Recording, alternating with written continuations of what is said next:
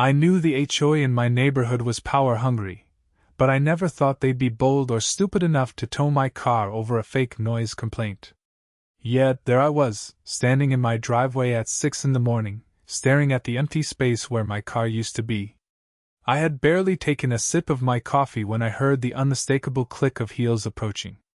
And sure enough, there she was, Margaret Simmons, the self-proclaimed queen of the HOA, strutting toward me with her usual air of superiority. "Good morning, Fiona," she said, her voice dripping with artificial politeness. "I assume you've noticed your car is missing?" I leveled my gaze at her, already feeling my patience wearing thin. "Oh, I noticed. Care to explain?" She folded her arms, her fake pearl necklace glinting in the early morning sun. "Your vehicle was in violation of HOA noise regulations. Several complaints were filed about your car's engine being disruptively loud late at night. As per protocol, it was towed." I let out a slow breath, forcing myself to stay calm. "That's interesting, Margaret, considering I was in court until 10 last night and didn't even drive my car after I got home." Her lips twitched, but she recovered quickly. "Rules are rules. Perhaps next time, you'll be more considerate of your neighbors." I stared at her, letting the silence stretch between us. She had no idea who she was messing with. It's not like I advertised my job to everyone, but I was a sitting judge in the county court. I knew the law better than anyone, and I could already tell this was a blatant abuse of power.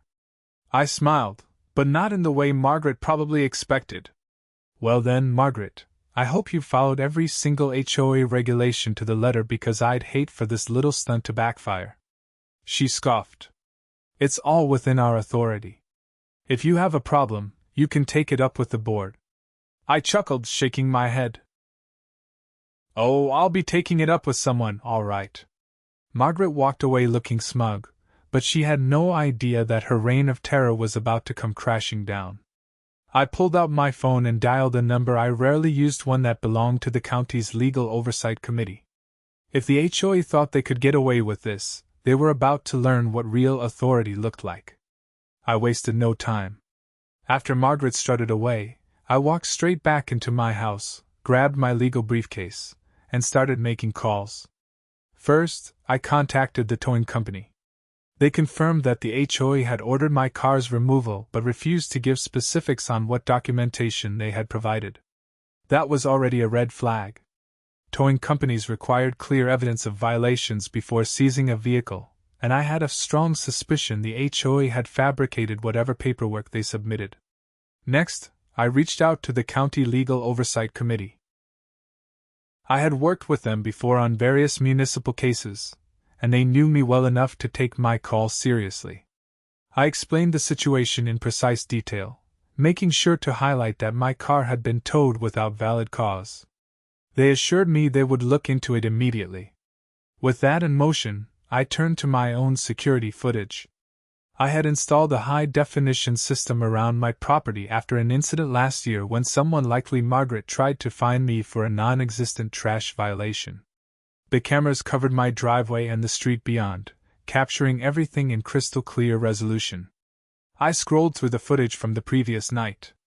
As expected, my car had been parked in the driveway since I got home from court. There hadn't been a single instance of it running or making any noise. Then, around 2 in the morning, a pair of HOA board members showed up with flashlights.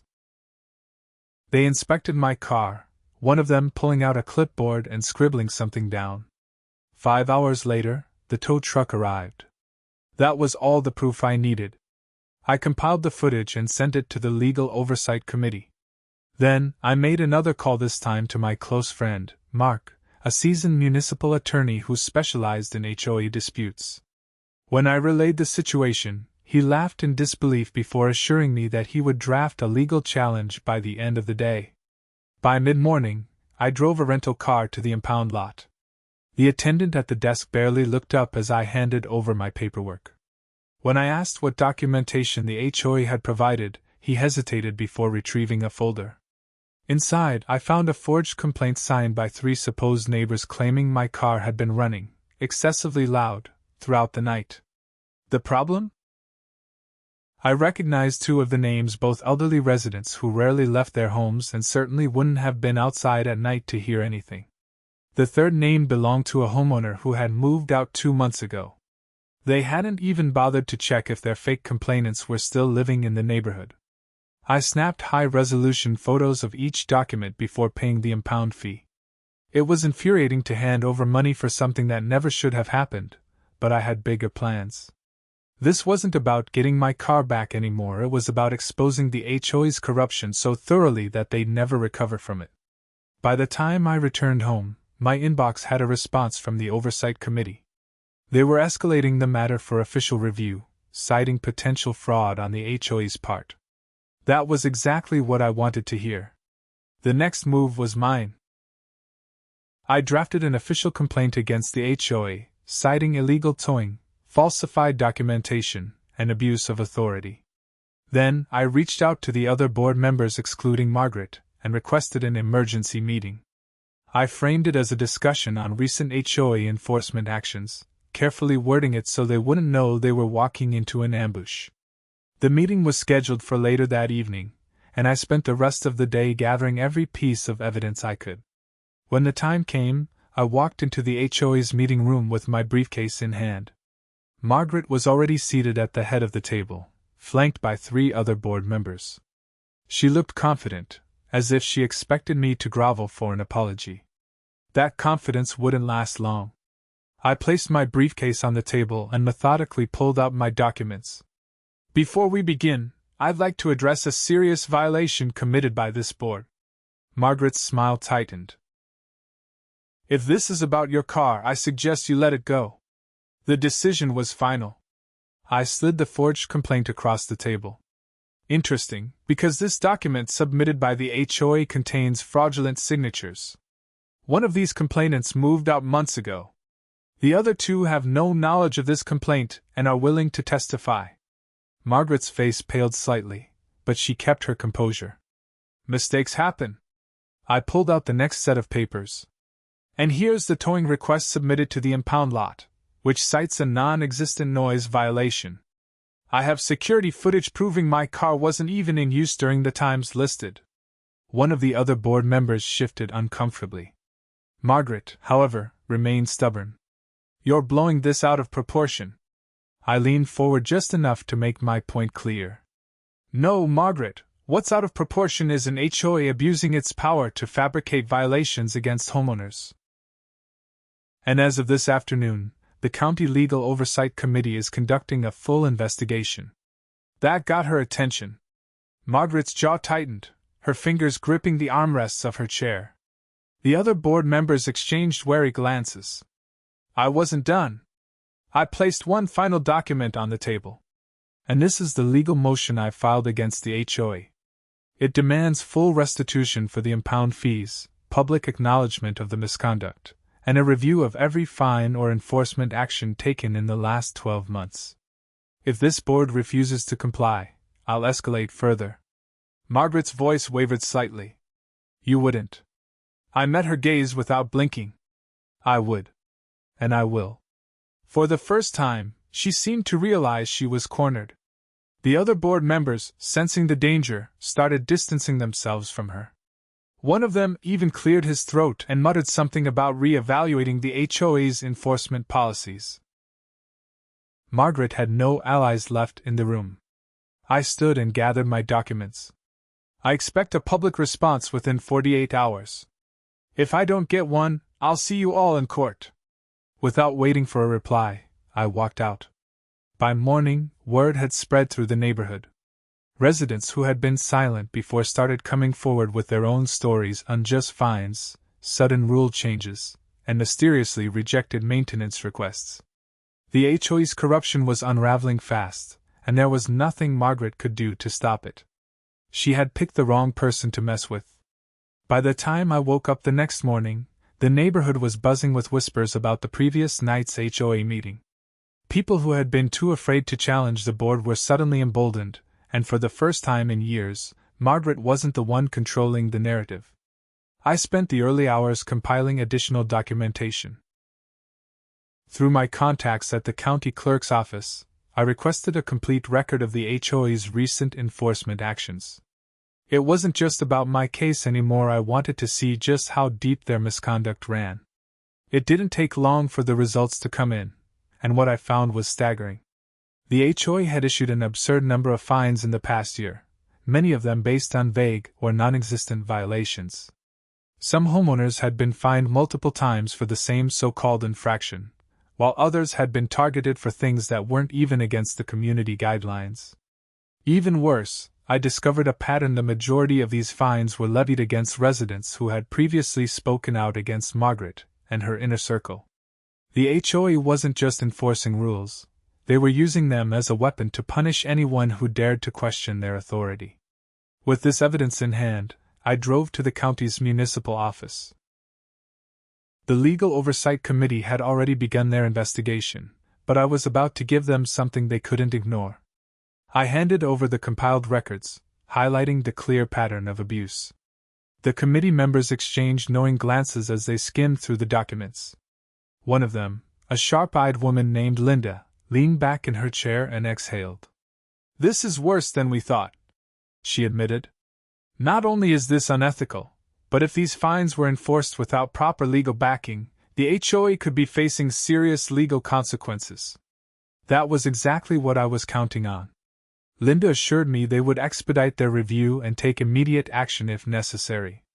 It wasn't going to happen overnight, but the walls were closing in on Margaret and her cronies. Back in the neighborhood, things were escalating. Several residents had already begun organizing, sharing their own stories of unfair treatment. A group of them had even started knocking on doors, gathering signatures for a petition to demand a full audit of the HOA's finances. That's when things took an unexpected turn. As I was reviewing additional documents in my home office, I noticed a black SUV parked across the street. It wasn't one of my neighbor's vehicles, and something about the way it sat idly, engine running, made my instincts flare. I stepped outside, casually making my way toward my mailbox, pretending not to notice the vehicle. As I did, the SUV pulled away, disappearing down the road. That confirmed that someone was watching me. I wasn't intimidated, but it did tell me one thing: Margaret was getting desperate. Instead of reacting, I doubled down. I reached out to a trusted private investigator and provided him with the details of the HOA's financial records. If they were abusing their authority this blatantly, there was a good chance they were also mishandling community funds. Sure enough, my instincts were right. 2 days later, my investigator sent me his findings. The HOA's financial statements were riddled with inconsistencies. Large sums of money had been allocated to vague administrative costs, but there were no records of where the funds had actually gone. Even more damning, Margaret had approved multiple transactions to a company that didn't exist in any official business registry. She wasn't just enforcing fake violations, she was embezzling from the community.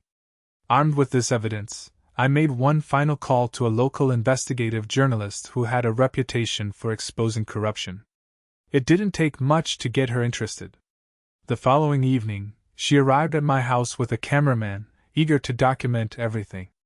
I walked her through the evidence, showing her the fraudulent fines, the pattern of targeted enforcement, and the financial discrepancies. By the time she left, it was clear she knew she had a massive story on her hands. The next morning, the news broke. The headline was brutal: "Local HOA under investigation for fraud and illegal enforcement practices." The fallout was immediate. Residents flooded the HOA office, demanding answers. Margaret tried her usual tactics, deflecting, downplaying, but this time, no one was buying it. Then came the final blow. The County Legal Oversight Committee announced they were revoking the HOA's enforcement authority pending further investigation. Effective immediately, they had no legal standing to issue fines, enforce regulations, or take disciplinary action against homeowners. Margaret had lost everything. Later that evening, I stood on my porch, watching as a moving truck pulled up in front of her house. She had no choice but to leave. Her reign of terror was over. As she stepped outside, she caught sight of me. For the first time, there was no arrogance in her expression. No smug superiority. Just quiet, simmering defeat. I didn't say a word. I didn't have to. Justice had already spoken. Margaret's departure should have been the end of it. The neighborhood was finally free from her manufactured tyranny, the HOA had been stripped of its authority, and the community had begun to heal from years of fabricated fines and harassment. But as I had learned in my years as a judge, corruption rarely ended cleanly. It left behind traces, remnants of influence that refused to disappear without a fight. I realized this the next morning when I found an envelope taped to my front door. There was no return address, just my name scrawled in uneven handwriting across the front. Inside was a single sheet of paper with a message typed in bold letters. "You made a mistake." I stared at the note, my instincts immediately kicking in. Whoever had left it wanted me to feel threatened, but they didn't know who they were dealing with. I had spent years presiding over criminal cases, facing down defendants who had far more to lose than a petty HOA dictatorship. If they thought an anonymous warning would make me back down, they were sorely mistaken. Folding the paper, I slipped it into a plastic evidence bag from my home office. Then, I checked the security footage. The cameras had captured a figure in a hooded sweatshirt approaching my door around 3 a.m, moving quickly and deliberately. The footage wasn't clear enough to show a face, but the posture was familiar. Someone from the HOA board, perhaps one of Margaret's few remaining allies. I sent the footage to my investigator and made a note to follow up with the authorities if things escalated. For now, I had bigger priorities. With the HOA's authority revoked, the community still needed to figure out how to move forward. A group of homeowners had begun organizing a meeting to discuss the future of the neighborhood. Without an HOA, we had to decide if we wanted to establish a new governing body or function independently. The meeting was held in the community center, the same place where Margaret had once ruled with an iron fist. But this time, the atmosphere was different. People weren't afraid to speak. They voiced concerns, shared grievances, and for the first time in years, they were heard. One homeowner, a retired contractor named Bill, pointed out that without an HOA, we would need a system to manage common areas and community expenses. Another resident, Maria, suggested forming a volunteer committee rather than reinstating an official HOA. The discussion was lively but constructive. Then, a familiar voice cut through the conversation. "We can't just erase the past." I turned to see Thomas, one of the former HOA board members. Unlike Margaret, he had always been more of a follower than a leader, going along with her decisions but never making waves. Now, he looked uneasy, shifting on his feet as he addressed the room. "I'm not saying everything Margaret did was right," he continued, his tone cautious. "But there were rules for a reason. Without structure, this neighborhood could fall apart." The room murmured, divided on the issue. Some agreed that oversight was necessary, while others refused to give any power back to a system that had been abused. I stood, waiting for the noise to die down before speaking. "I understand the concern," I said, my voice steady. "But structure and control are not the same thing. What we had before wasn't oversight, it was tyranny. If we want to rebuild, we need accountability, transparency, and a commitment to fairness. No one person should hold unchecked power over this community again." Thomas hesitated, then gave a slow nod. "Then how do we do that?" I glanced around the room. "We start by reviewing everything the HOA did in the past 5 years. Every fine, every rule change, every financial decision. If we're going to rebuild, we need to know exactly what went wrong." The room erupted in agreement. A plan was forming, one based on cooperation rather than fear. As the meeting wrapped up, I stepped outside to find Mark, my attorney friend, waiting for me.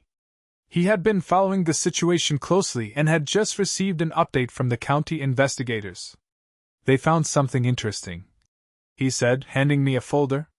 Inside were financial records dating back years, showing a systematic pattern of money being funneled into private accounts linked to Margaret and a few high-ranking board members. The numbers were staggering. Tens of thousands of dollars had been siphoned from community funds under vague descriptions like landscaping fees, and administrative costs. "This isn't just mismanagement," Mark said. "This is fraud." I closed the folder, my mind racing. Margaret might have been forced out, but the damage she had done ran deeper than we had realized. Now, it was time to make sure she answered for it. The next morning, I filed an official fraud complaint with the district attorney's office.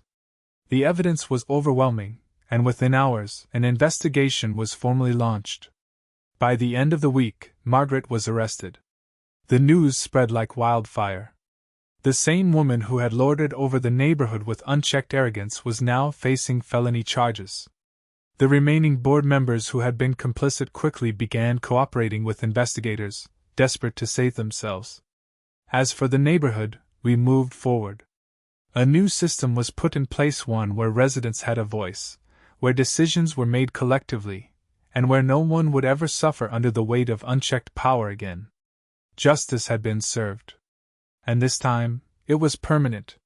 Margaret's arrest sent shockwaves through the neighborhood. For years, she had wielded power unchecked, treating the HOA like her personal kingdom. Now, with handcuffs around her wrists, she had been reduced to just another disgraced bureaucrat caught in her own web of corruption. But while her reign was over, the damage she left behind remained. The fraudulent fines, the embezzled funds, the residents who had been bullied into silence, it was all still there, waiting to be addressed. In the days following her arrest, the county investigators continued digging through the HOA's records, uncovering even more misconduct. The financial discrepancies were worse than expected, with large sums of money funneled into questionable accounts. Contractors who had supposedly been paid for services never completed. HOA funds mysteriously disappearing under vague operational costs.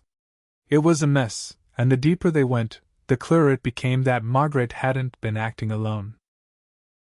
Several board members, previously content to stand by while she ran the association like a dictator, were now scrambling to distance themselves. Some claimed ignorance, insisting they had no idea what was happening behind the scenes. Others turned on one another, hoping to avoid legal consequences by offering up information.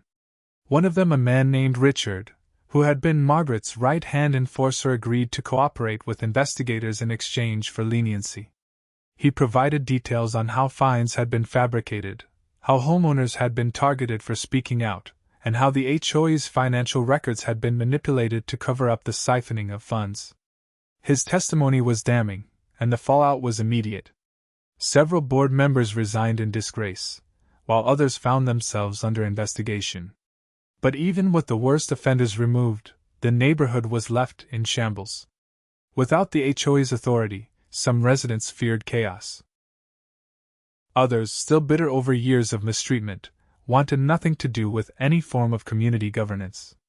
The divide threatened to push the neighborhood into disarray, and if something wasn't done soon, the situation could spiral out of control.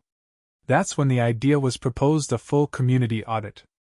Not just of the finances, but of the entire HOA structure. Every rule, every bylaw, every process that had been manipulated to serve Margaret's control would be reevaluated. But it couldn't be done behind closed doors. The residents themselves would have to be involved, ensuring that transparency was at the heart of the rebuilding effort. The first community-wide meeting was held in the same building where Margaret had once ruled with an iron fist. This time, however, there was no single person at the head of the table dictating decisions. Instead, a panel of volunteer homeowners, including myself, facilitated the discussion. The room was packed, with emotions running high. Some residents still carried the scars of Margaret's leadership, unwilling to trust any form of organized governance. Others, while outraged at her corruption, recognized that some structure was necessary to maintain property values and community resources. As discussions unfolded, it became clear that the biggest challenge wasn't just undoing the damage, it was rebuilding trust. Years of abuse had left people wary, suspicious of any form of authority. If we wanted to create a fair system, it had to be one that the community itself had a hand in shaping. Suggestions were made and debated. Instead of an HOA board with unchecked power, a rotating oversight committee was proposed. Residents elected for short terms, with strict rules preventing any one person from consolidating influence. Financial transparency measures were discussed, ensuring that every dollar spent was accounted for and accessible to homeowners. Another issue raised was the fines that had been wrongly levied against residents.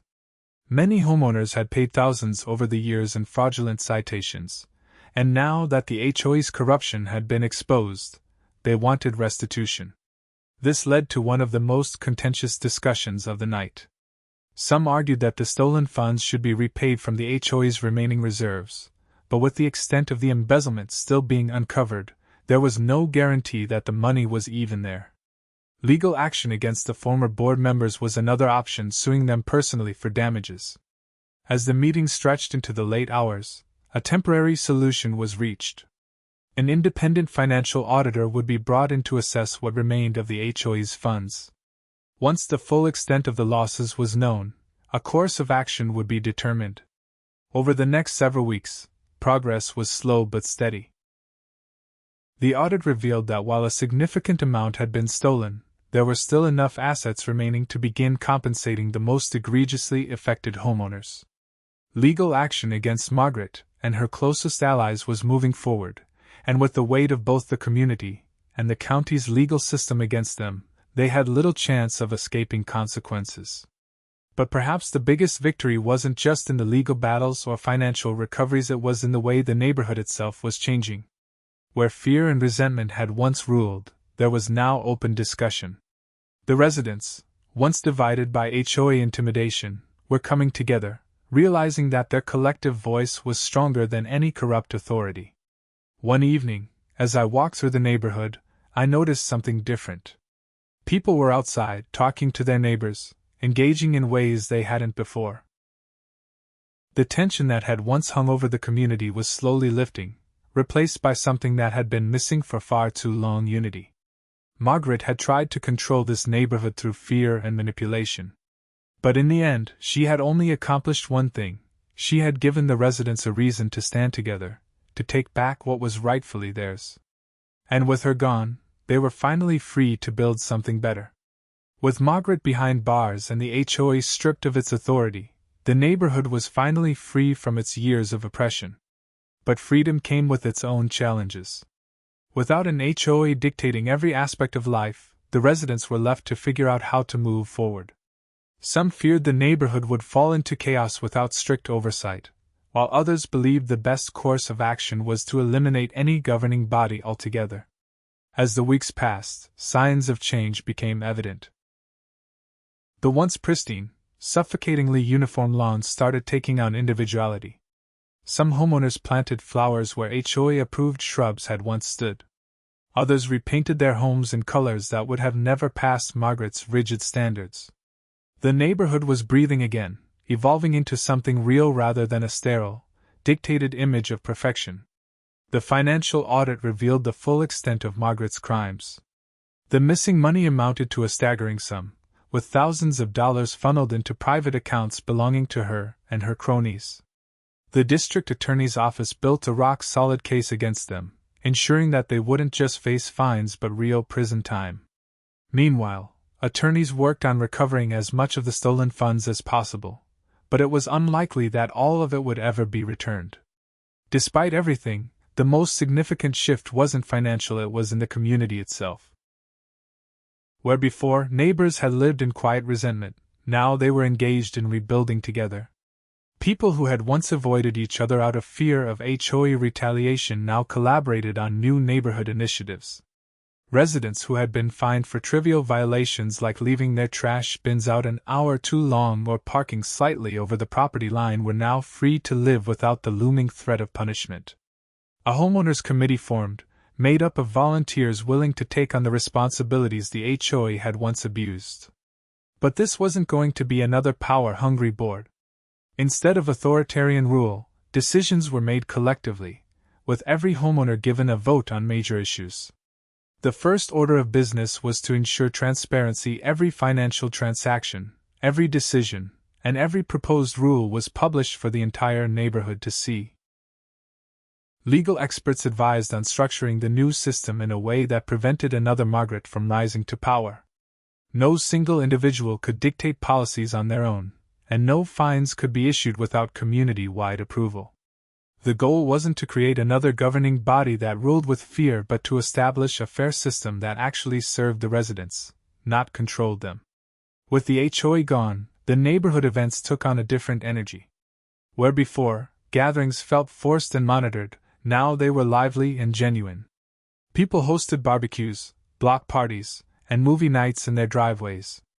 The fear that had once kept people isolated was gone, replaced by a sense of unity that had been missing for far too long. One evening, a group of homeowners gathered outside the community center, discussing what would become of the vacant HOA office. Some suggested turning it into a shared workspace. Others proposed a library or a community garden. The fact that people were openly sharing ideas without fear of retaliation was proof of how much had changed. As the sun set, I stood watching the neighborhood come alive in a way it never had under Margaret's rule. This wasn't just about taking down a corrupt HOA, it was about taking back control of our own lives. The fight had been worth it. Margaret had believed she could control everything and everyone, but in the end, she had underestimated the people she had spent years oppressing. She had built a system based on fear, but fear only held power as long as people allowed it. Once they stood up, once they refused to be bullied, her entire empire crumbled. Now, the neighborhood was no longer defined by her reign, but by the people who had reclaimed it. And for the first time in years, it truly felt like home.